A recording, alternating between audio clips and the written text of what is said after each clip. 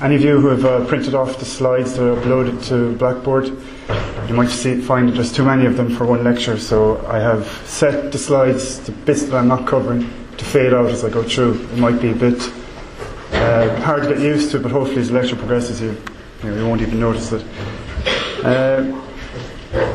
So the theorist we're dealing with is Pierre Bourdieu. He was a French sociologist, and he was incredibly famous in France. Even some of his sociological books made it to the bestsellers list in France, which was virtually unheard of, and not something you could imagine happening in Ireland. One of those books was called Distinction, in which he wrote about his study of French cultural and political tastes in the 60s. It has been described as the single most important monograph of post-war sociology published anywhere in the world.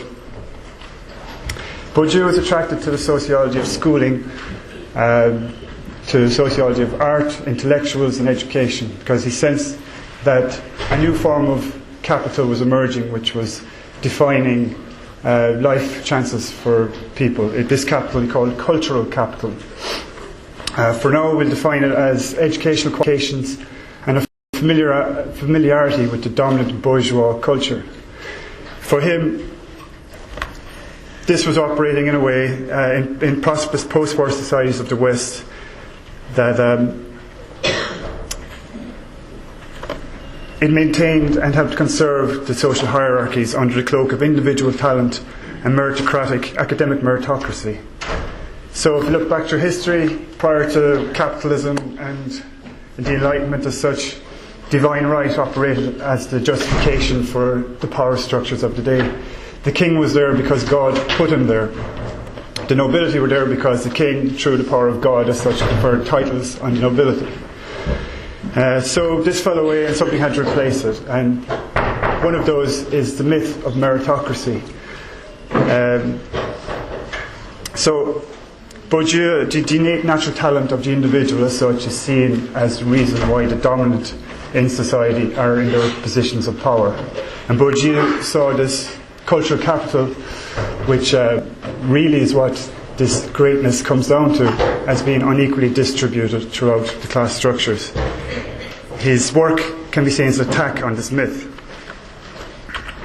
Hopefully by the end of this lecture we'll have some understanding through Bourdieu's approach about what it is that constitutes art. Why is art defined as art? Why is Matisse's snail hanging in prestigious art galleries? Why is Damien Hirst's pickled sheep worth a couple of million? We should also have some understanding of what happened to the Burberry brand during the mid-2000s, how it is that it's experiencing market devaluation. We should also have some understanding of what it is that constitutes our own taste. Why it is that you like the music that you do and hate the music of others. So, looking at Bourdieu's background, he came from a modest background, which is particularly relevant to his view on things. He was born in a small rural town in France in 1930. His parents were of peasant origins. His father was the son of a peasant sharecropper, but his father became a postal clerk. His primary classmates were also the sons of peasants, craft workers, shopkeepers. When he went to secondary level, he became a boarder in a lycée, where he came into contact with more privileged students. This background led to Bourdieu experiencing conflictual class relations. So there was moments of ridicule from his primary school classmates, making fun of the clerks with the white hands because they were so alienated from the soil, from traditional peasant life, that they were, to them, ridiculous. He also experienced it in the lycée from the privileged students who made fun of his small rural town. Now this is crucial for Bourdieu because for Bourdieu this affected his psyche, his dispositions. An essential part of Bourdieu's theory is how the societal influences our dispositions. So Bourdieu was affected by this background. In the early 50s, he received his degree from the École Normale Supérieure in philosophy. He, however, never felt at home both in philosophy or in such prestigious institutions.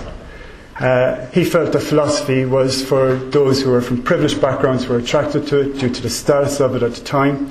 And he also felt that people from privileged backgrounds who were studying philosophy did so because they didn't want to get their hands dirty by studying the banal aspects of everyday life that the sociologist or the anthropologist studies. In 1956, he went with the French army to war in Algeria.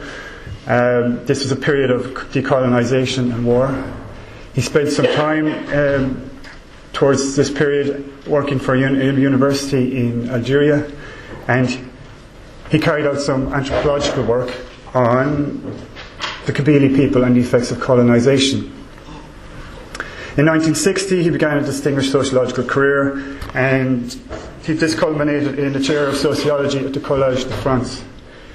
However, Bourdieu always felt an outsider, so this is Bourdieu feeling like an outsider. This photograph, this is him writing on his book about his life, which is published posthumously, and this photograph is obviously chosen for the humble appearance of Bourdieu. It represents the anti-arrogant, privileged, total intellectual which he saw in Jean-Paul Sartre at the time. Hopefully by the end of this lecture we'll also have some understanding what it is that Bourdieu hated about autobiographies. This book about his life, he was at pains to point out, was not an autobiography. If anyone reads it, it doesn't read like an autobiography. It's not very interesting, but it is. It's not very exciting, but it is interesting. So he discovered in Algeria that having lost their traditional culture, the displaced peasants were not able to do well in French culture. One of the reasons for this was that their dispositions that they developed from traditional peasant society did not fit with the dispositions required of modern capitalism. One of these in particular is their dispositions towards time. So, in this transition, the traditional actor still remains inside the peasant's experience of time. So, this form of time is cyclical. It's something to be tapped into. It's not like the time that we have. For them, your father was a peasant, you're a peasant, your sons will be a peasant as such. You operate according to the cyclical rhythms of nature, the seasons and so forth. The Kabyle people didn't have precise meal times. They didn't have exact appointments. They had vague appointments, say, to meet the next market day. Anyone who operated with haste was treated with suspicion as having a lack of decorum and diabolical ambition. So this is complete opposition to what goes on with the dispositions required of modern capitalism. So in modern capitalism, time becomes precious. Time becomes something to master. Time becomes something that can be wasted. Time becomes something that also, for anyone who's worked as a production operator in a factory, I've worked there 4 years myself, time becomes something to be killed as such. You're working harder to kill the day, working harder to get through the week, living towards the weekend as such. So time is a completely different experience for those moving from peasant society to modern capitalism. Marx himself noted this when he looked through history, and he saw how it was that the movement from traditional peasant society to modern capitalism, to the wage labour time discipline, was fraught with difficulty, and the state had to get involved, whipped people who weren't good wage labourers, put them in stockades, and forced them to adopt this time discipline, which today is now taken for granted. We turn up for our lectures on time. Everybody understands the 5-day working week. The differences in future are also something that he noticed. The dispositions of the Kabyle people towards the future, it was something predictable. It was attested throughout collective experience. You knew what was coming ahead. Whereas in modern capitalism, there is the whole notion of an open field of immense possibilities which are there to be mapped. A person can have different futures. The notion of have a future exists in capitalism. In Bourdieu, everybody of course has a future, but some people's futures are more legitimated than others. So for Bourdieu, that is those with privileged backgrounds, doing well in education, who have the opportunity to end up as professors, lecturers, CEOs. So these people have a bright future ahead of them. The opposite of that is those who come from deprived backgrounds, who don't have a bright future, who are destined towards menial labour and minimum wage, or selling drugs on the corner or something like that. An interesting case is the Mulholland sisters, who were dubbed with the unfortunate title of the Scissor Sisters by the tabloids. They carried out a gruesome murder of their mother's boyfriend using scissors. And the criminal psychologists who interviewed the Mulholland sisters found what took them aback was how they had a total lack of sense of future. And it's, when you don't have a future, you come from a deprived area, there's this tendency and an influence to operate towards immediacy, hand to mouth, living in a less risk-averse approach to the world, not dealing with the consequences. The dispositions as such, from a Bourdieusian perspective, are encouraged and directed in a different way from those who have a future coming from privileged backgrounds. This is how Bourdieu's view of class operates. So Bourdieu's sociology, like Giddens, he tries to combine objectivism with subjectivism. For Bourdieu, social theory was split by subjectivism and objectivism, and he found that this split was leading towards methodological difficulties. For objectivism, we have such things as structuralism, as structures, like DNA, for example, is an objective structure. The education system, the class capitalism, the language is also in this objectivist position. For Bourdieu started out as a happy structuralist, but he found the methodology lacking because it tended to ignore the agent in all of this. It made the agent disappear by reducing it to the role of supporter or bearer of the structure. So if you take a vulgar interpretation, a structuralist interpretation of Marxism, you have class structure weighing down on the worker. You have the worker pushed towards greater immiserization. You have the worker gaining class consciousness. You have the worker leading towards a proletarian revolution. But it doesn't work like this. It's much more complicated. Whereas the worker in all of this, whereas his experience of the structures. So Bourdieu combined the worker's an agent's experience of these structures, their ability to negotiate these structures in constructivism, the subjective side of the opposition, with the objectivist side of the opposition, structuralism. So he combined constructivism with structuralism through his use of habitus. This is one of his main concepts that he uses. Everybody here has a habitus. Everyone has a habitus. He defines it as a system of durable, transposable dispositions.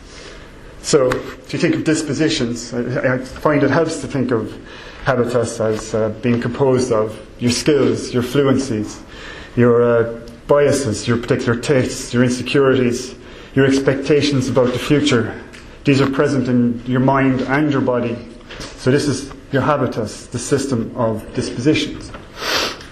It is a concept which seeks to describe the way objective or material conditions of existence are internalized into a subjective disposition, a practical set of expectations, attitude to time, which reflects the objective future field of possibilities. So if you take, for example, internalizing the structure of education, internalizing the economic literacy, economic language, the way that economists talk. This as such becomes internalized and gives you dispositions, a certain subjective capacity. So both structure and agent are combined, structuralism and constructivism combined in the habitus.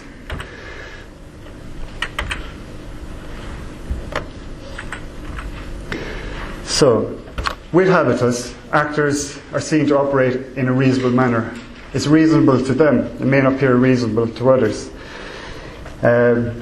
Habitus was something that he also used to counter the notion of rational choice. Now, rational choice is a theory where agents are seen as wholly conscious, rational, calculative, weighing up the pros and cons and deciding their goals and achieving their goals accordingly. This used to be quite prominent in the economic field, this belief in how human behaviour operates.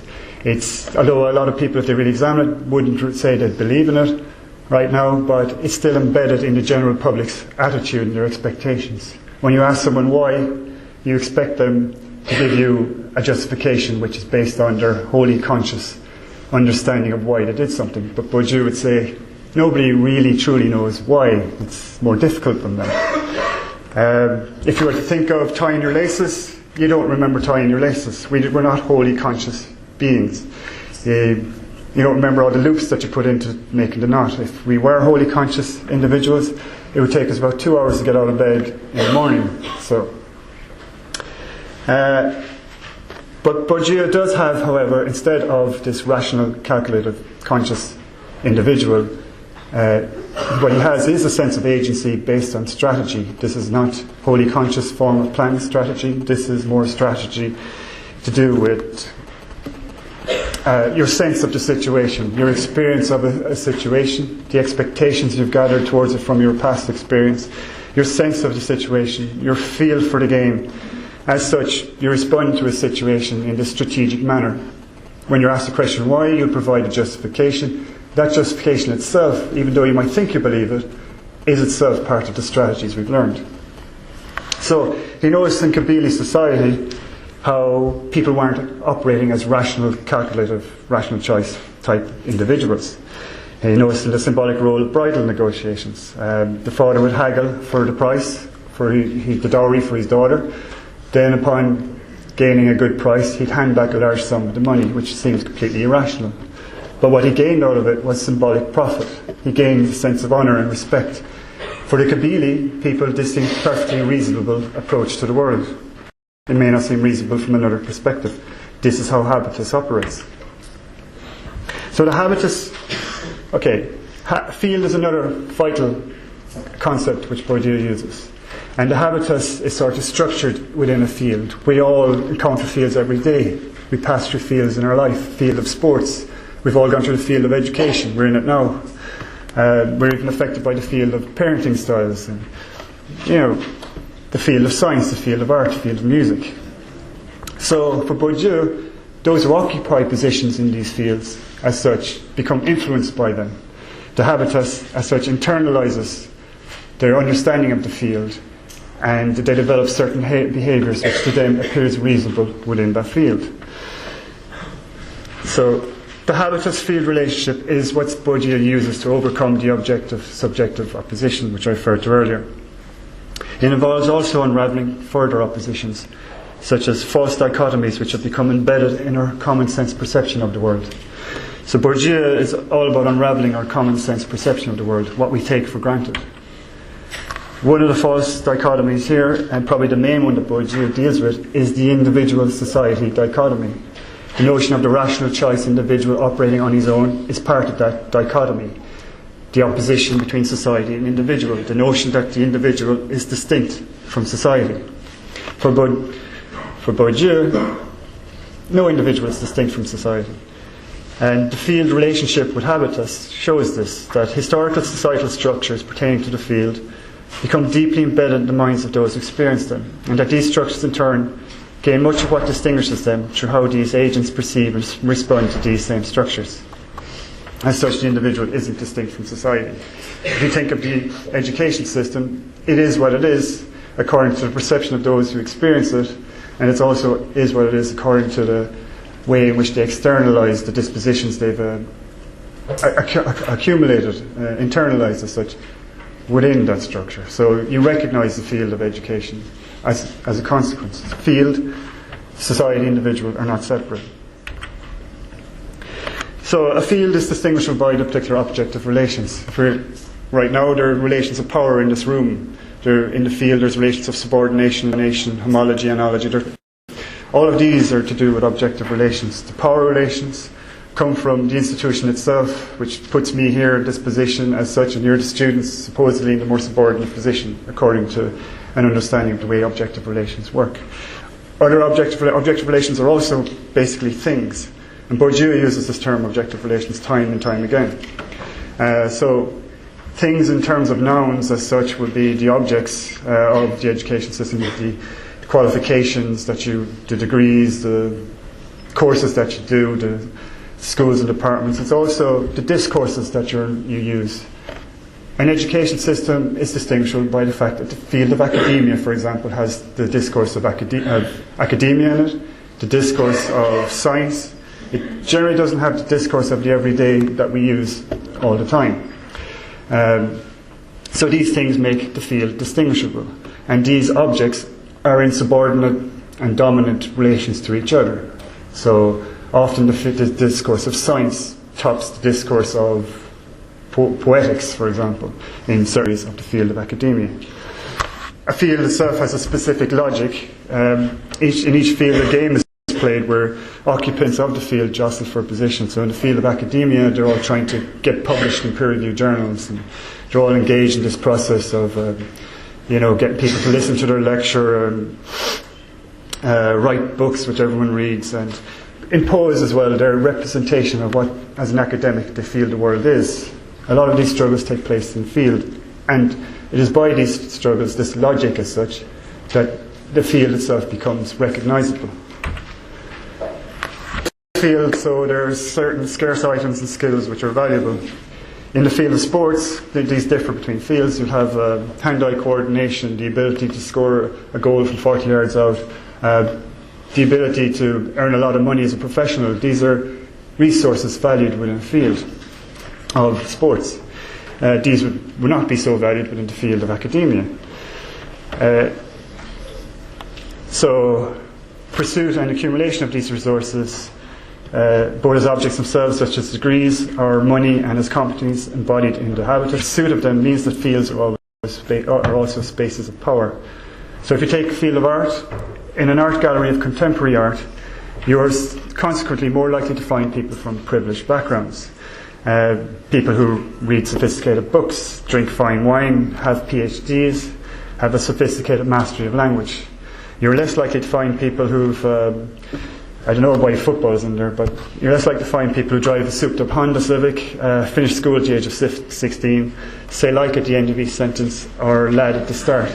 Now, there's a posh variant of like at the end of a sentence, which I know exists above in Dublin, I believe, but my rural part of Limerick, a lot of people say lad. When I go home there and I hang around with my friends, I come back calling my girlfriend lad. But none of those friends who I know back home are very likely, who say the word lad a lot, are very likely to end up in an art gallery or have any interest in ever going there. So, class in Bourdieu's model is not simply an economic position. This is the core part of what makes his view of class so novel. It is a position within a field. So normally you think of class, we think of differences in income, property, economic capital as such. So, however, though a teacher and a manufacturing supervisor might have the same income, their status, their practice, their attitudes as such will differ. Their dispositions will differ as a consequence of coming from different fields. The structuring of field takes place in habitus, so class is not only a position in social space, but a sense of your own place. It is a predisposition to a place. That's one of the things about the habitus, is that it operates at a fairly, not really conscious level, sort of below the level of consciousness, fairly tacit. You're never really aware of your habitus as such. As a consequence, it tends to be uncritical. It tends to, because it internalises the structure in which it grows up in as such, because it internalises it, it tends not to be aware of it, because the dispositions that are developed are in harmony with your position in the field. When people do become aware of it, if you think of the metaphor of a fish in water, the fish is not aware of the water, he takes it for granted. So when you occupy a certain space in a field, you take that space for granted. It's when you move out of that space that you feel like the fish out of water, and suddenly become so aware of these dispositions that you've been socialised to have. You suddenly might not feel at ease. You might get the sense of being in the wrong place. I once interviewed a student who described how when she goes to the Roisin Dubh, she tends to feel like she's judged, like she feels as though people have a bias towards her musical taste, towards a bit of prejudice towards the way she dresses. She gets very self-conscious when she goes there. She doesn't experience this in other clubs and pubs around town. So I'm the opposite way. I'm totally at ease when I go to the Roisin Dubh. I need a few pints to relax when I go to any other place. For some people, they can move between these totally at ease, so there's no problem for them. You might want to look at your own social space for why that is, that you're at ease everywhere. What are the regularities of that social space? When you do look at the Roisin Dubh, there is definitely a difference in musical tastes. So a lot of people there have different lifestyle preferences, different ideas towards fashion. So, Bourdieu extends Marx's work on economic capital to offer a more nuanced version of class. As I said, this is the novel aspect of Bourdieu's view on class. He also includes forms of capital such as social capital, cultural capital and symbolic capital. Now, there's also multiple capitals that come from each field. These forms of capital, and it's not just economic capital, which structures it's the distribution of these pieces of capital which structures class in our society. So you have elite agents such as professors, institutions such as universities, through the weight of their resources, their funding, which would become under the label of economic capital, their access to the ruling classes, which would come under the label of social capital, their qualifications, their academic skills, their literary heritage, come under that of cultural capital. These people consecrate, above others, certain items and positions as legitimate forms through their capital, through their significant resources. So they can be in a position of power to say, this is what art is. They can be in a position of power to say, these are the people you should listen to in society who are the experts, mainstream classical, neoclassical economists.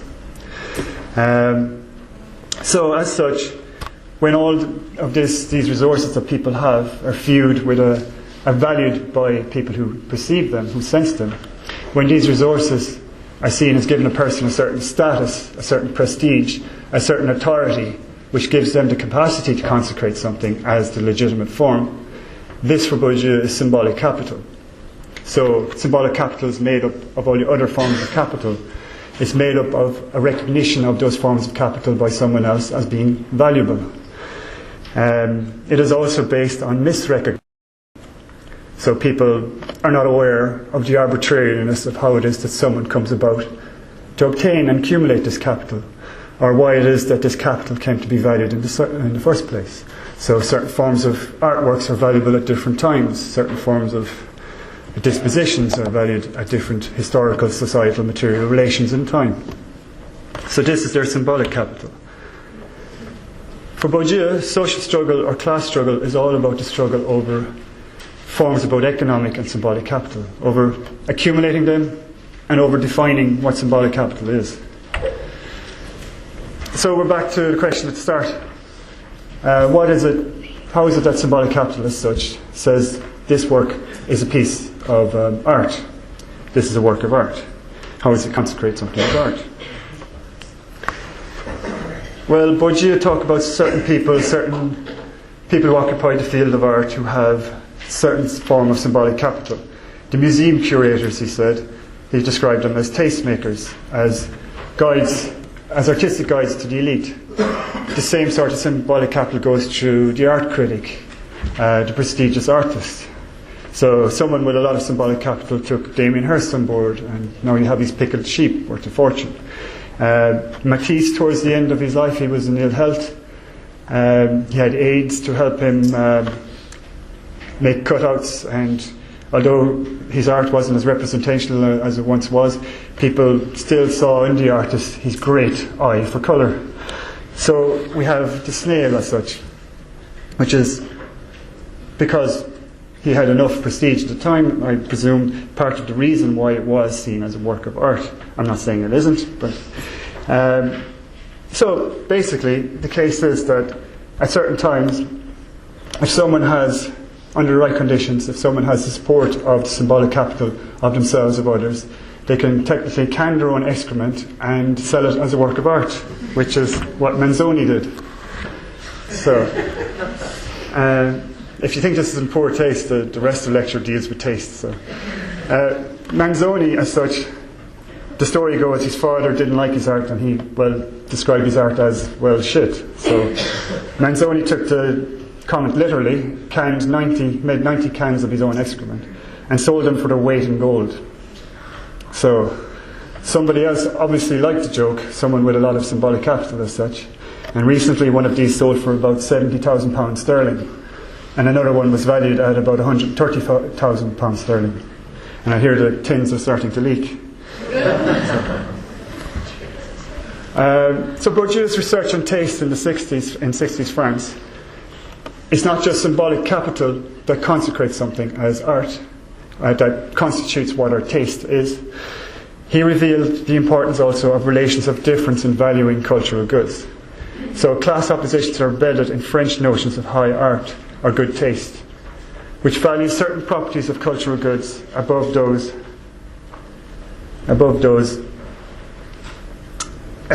properties equated with poor taste.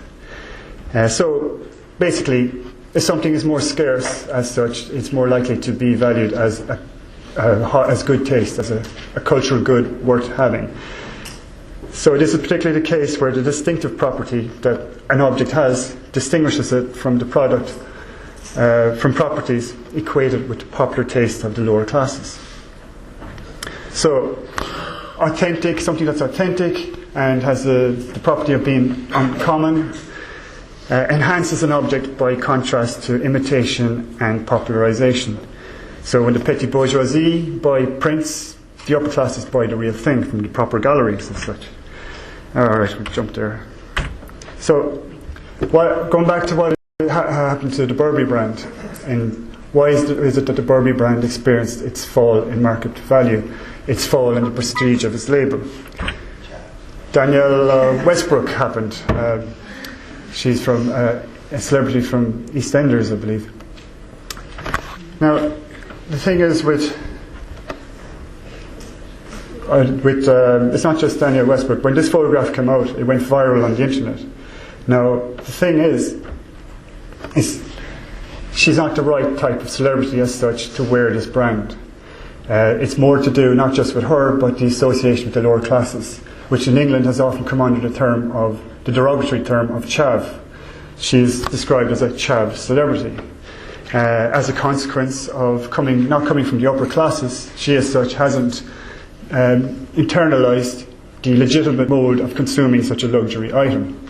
By legitimate, I don't mean there is a right and a wrong way towards this, that there is only one way they should ever wear a Burberry. What I mean is that the dominant structures in society, the dominant people who are in power, have legitimated a certain way of wearing Burberry. And in this case, it's not the legitimate way. This is an overly lavish display. It is a Burberry tartan overkill. This association with Burberry and the lower classes has led to a multitude of derogatory photographs circulating online. So basically, by associating with the lower classes, the brand lost its prestige. It lost, and eventually it lost its market value as well in the mid-2000s. So, The Independent defined chavs as an emerging class of 20-something urbanites who favoured designer labels but lacked the social status of traditional luxury goods customers. So due to its popularisation and its adoption by these mere imitators of fashion, the iconic beige and brown check was tainted with bad taste. It has since had a redemption by associating with the right celebrity and a dissociation from the lower classes.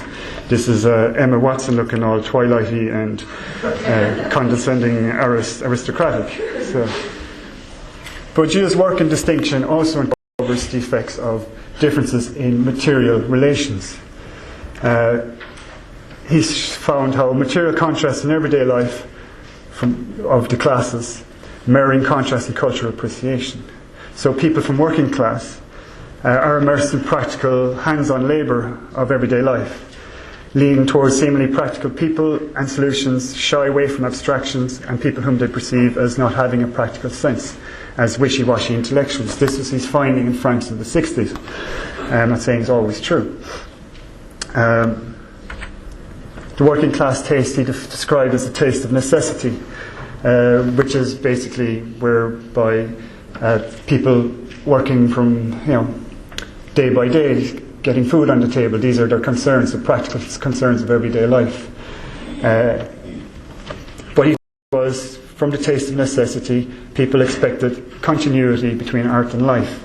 So in his research, in which he interviewed people and surveyed people, he found that those from the working class tended to prefer function and substance over form, so they preferred a meal that was filling, a big heavy meal, a plate full of food, which makes sense if you worked every day on the building sites or so forth.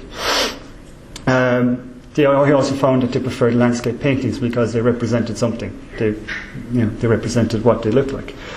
In contrast, because of the greater distance from necessity, the upper classes were able to develop this disposition of appearing disinterested, being attracted to art for art's sake, loving abstract forms over function, light meals over heavy filling meals, nothing too practical, because if it was practical it would be associated with the crude realities of everyday life.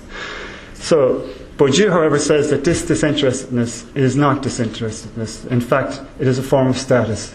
There is an interest in accumulating prestige.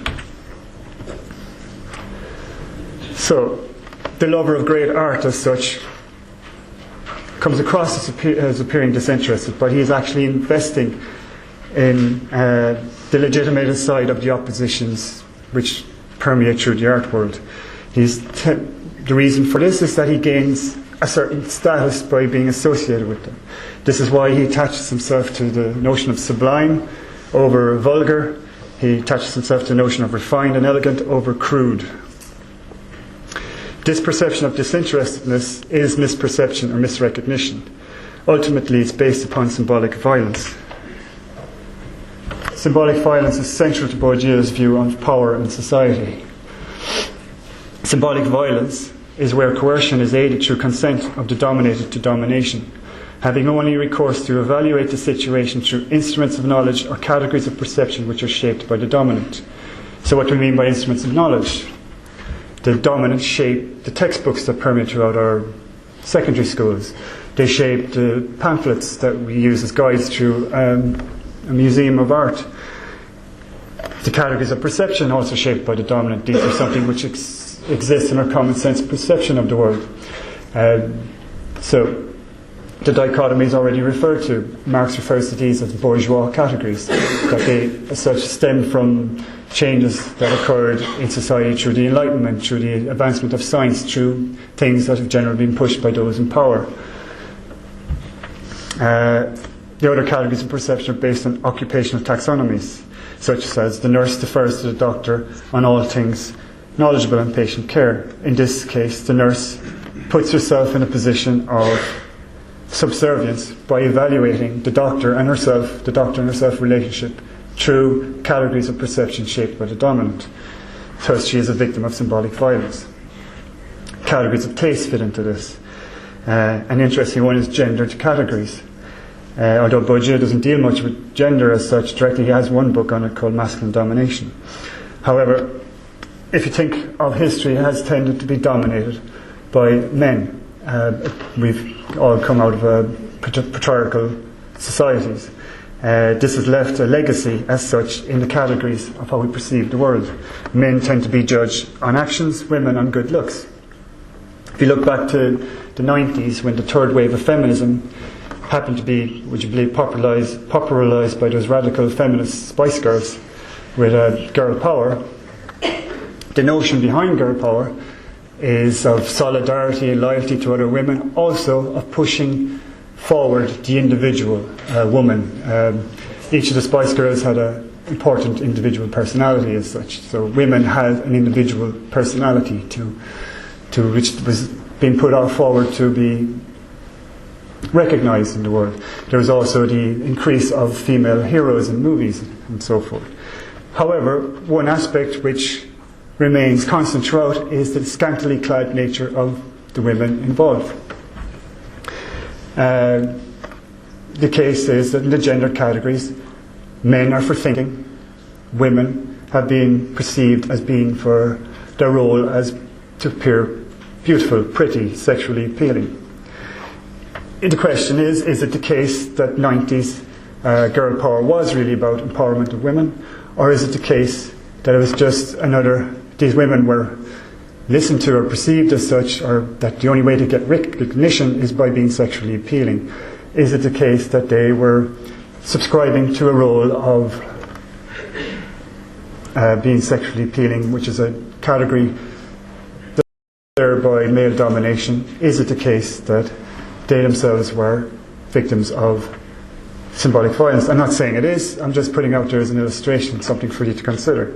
But an interesting thing is when a teenager dies tragically, a female teenager dies tragically, or when a young woman dies tragically, Often the comments by the family, the obituaries, the articles in newspapers tend to comment on how pretty or how beautiful they were. If you look back at the recent unfortunate suicides from cyberbullying, the girl who came here to learn English some years back and was tragically, brutally murdered, Michaela Hart as well, there's often the description of how beautiful they were, whereas when men as such die, there tends to be more of an emphasis on something funny they said or what they've done.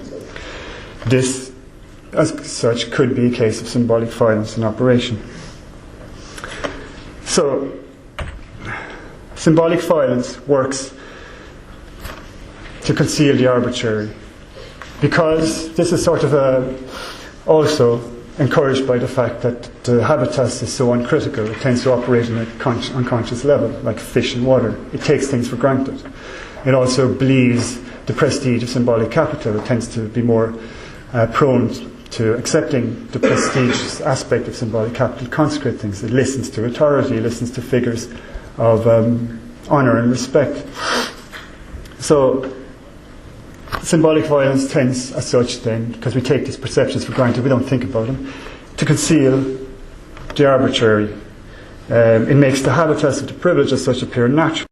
That is something innate, inherently great in them that is the reason why they are in positions of power. Bourdieu quotes a great culinary expert who says that taste is a natural gift of recognizing and loving perfection. There is such a thing as bad taste, and persons of refinement know this instinctively. For those who do not, rules are needed. Okay. So, the person, however, acquires his taste. It's not something inherently, innately brilliant in an individual. They acquire it through socialised learning, through the mimicry of family and friends, through being used to working with cultural products in the home. And good taste is a product of historical variations in symbolic capital. So if you think of the fall and rise of the Burberry brand, different times, different things are valued. Exchanges in capital, as such, is the reason why symbolic violence aids the dominant to hold on to their positions of power. It disguises the fact that if you have money, you can pay for private education. You can pay for the cultural goods. You can have the distance from necessity to learn restrained behaviour. You have the capacity to learn the right modes of appreciating the cultural goods that you have access to. This is conversion of your wealth, your economic wealth, into symbolic capital, into status. Conversely, if you have symbolic capital, if you've internalized it, you feel more at ease in the higher positions in society. And with that, you can take economic advantage of the situation. As such, what symbolic violence hides is that these aren't great people as such in their own right, according to Bourdieu. It is the case that privilege begets privilege. So, why did Bourdieu hate the idea of the autobiography? He stated that he pretty much despised the resurrection of the individual, savagely crucified by the social sciences. So, what does this mean? Well, time and time again, relational sociology breaks down the dichotomy between the individual and society. Relational sociology establishes that a person's dispositions and other people's appreciation of their talents as such is down to the historical, social and material relations over time. That people don't exist distinct from these, they exist within them, and as such are affected by them. He says that time and time again the social sciences keep revealing this through research, keeps showing it time and time again. However, the dichotomy of individual society is part of the common sense perception of the world, and as such it's very easy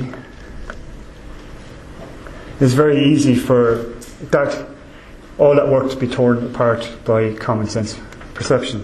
So when someone states Mozart is so much better than Frank Sinatra, it immediately brings back the whole individual society dichotomy. It immediately brings back the whole meritocratic ideology that these people as such are great in themselves, that they as such did not internalize any privileges or access that they themselves had that other people did not have. It does not take into account that statement that what a person's taste and appreciation of these varies throughout time, varies according to their social space, varies according to historical relations of symbolic capital. So Bourdieu, as such, hated the notion of the autobiography because of this. He found it to be part of the symbolic order, which imposed the common sense perception of the world. It was an instrument of knowledge, which the dominant use. And in that, it imposes the idea of the world being individualist and meritocratic, full of the triumph of the individual over adversity, which is why Bourdieu's work doesn't read, his own little book about his own life, doesn't read so in such an exciting fashion, because he avoids all that sort of stuff, the triumph of the individual. The autobiography engages in symbolic violence and consecrates certain individuals with greatness. It reinforces the individual-society dichotomy. Okay. So finishing up. These are the key concepts that you need to remember when you're dealing with Bourdieu. So you need to take into account how habitus, feel and capital are related, how they work with each other, not without each other, how class and field influence each other, what is symbolic capital, how it operates, and what is symbolic violence, Bourdieu's central view of how power operates in society. The next lecture we're going to deal with cultural capital and symbolic violence in education. So are there any questions? Okay, well it's okay because I made up 2 questions for myself, so you can sit down. People, when they come across this, when you're reading the book Distinction, for example, you get this notion of losing your own mind. That it's a very unsettling experience, because everything reason you thought you had for why you like things, it begins to become questionable. It's a strange experience. So when people say, then, are you telling me that Bourdieu says, I like Coke, I like chips and all of that, this is because of the relations in society and nothing to do with my own biological desires for this food. No, I'm not saying that there is no biological aspect behind these physical cravings, but when you take into account your favourite meal, for example, there are societal influences involved. If you take into account your social space, it has limited what their favourite meal currently is. By access, for example, certain foods you have not had access to. The most tenderest meats tend to be more expensive, the more exotic meats tend to be more expensive. The way foods are cooked, only certain people have access to them. So as such, it does limit what you might think is your favourite meal right now, may not as such be your favourite meal that's out there. There's also the case of acquiring taste throughout time. If you regularly interact with your food, if you regularly eat the same food over and over again, you acquire a taste for it. I didn't think this was so, but I've been to Korea for 8 months there last year, and the food was spicy and hot, which is something I hated. And I had no choice but eventually to eat this food. And now I go to Dublin just to get a bite of this spicy hot Korean bulgogi. So, as such, what you consider to be your favourite food, and do power relations affect you right down to the core of choosing whether to like Coke or not? Well, it is the case that, for example, lower classes tend to eat the most fattiest foods still, and the most sugariest of foods. And even though it's not necessarily a case of lack of education, I have a friend who doesn't come from a privileged background who describes his dinner box as a heart disease in a box, but eats it anyway because he's acquired a taste for it and he's become part of his dispositions. So, as such, yes, Bourdieu is pretty much saying that whatever you eat, whatever you drink, whatever is down to as some way influenced by the powers, societal relations in society. Okay, that's all. You can go now. Thanks.